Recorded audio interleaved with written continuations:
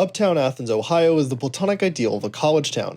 Like many other college towns, Athens has developed a robust bar scene. Now, with the COVID-19 pandemic in the rearview mirror and Ohio University letting in record-breaking numbers of students, there's more demand on the bars than ever to provide entertainment to residents.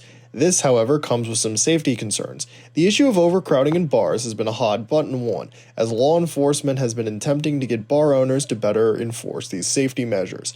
I spoke with Mike, a manager at the Union Bar in Athens, for more details. Ever had an issue with the fire marshal?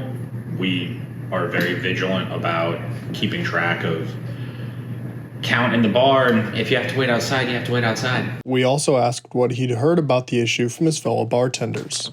There was a lot of commotion about it at the start of the semester. The city and the fire marshal made a concerted effort to establish what their expectations were, and I think that there were some adjustments to be made. While to Fire Chief Robert Reimer, this may not be a new problem, the Athens Fire Department's been taking new measures to keep bars in check in the short and long term.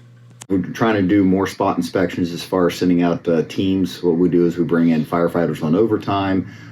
Usually it's during the busy weekends, but now we're doing a lot more because it seems to be a continual problem. We have to empty a bar, which we did. The occupants get a little upset, but it's for their safety. We did that once this year and found out they were close to 100 people over 100 people over their occupancy.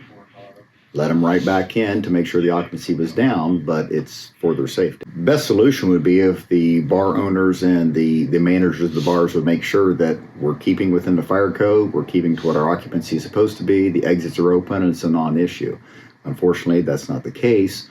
So what the council is doing right now is trying to increase the penalties for it, because currently it's a $150, I believe it's a $150 fine and a minor misdemeanor charge for the bar owner if they're overcrowded, which is nothing when you're making thousands of dollars a night. Nick Magruder, Athens City Police Chief, also talks about his experience with enforcing fire code and some of the pushback they have received as a result. This is something we've dealt with quite a bit. I think we're becoming a younger department too, so some guys are a little bit more proactive on doing bar checks, and our portion of doing bar checks and going into the bars is to help the fire department at some point, but also for other purposes other than just the fire code. I think a lot of people think that maybe there's some overzealous about it, but you just don't want to have Athens being a horror story of a fire starting inside one of these bars and people being trapped and there being a tragedy. While bartenders and law enforcement attempt to reach a compromise, this highlights just one of the unique problems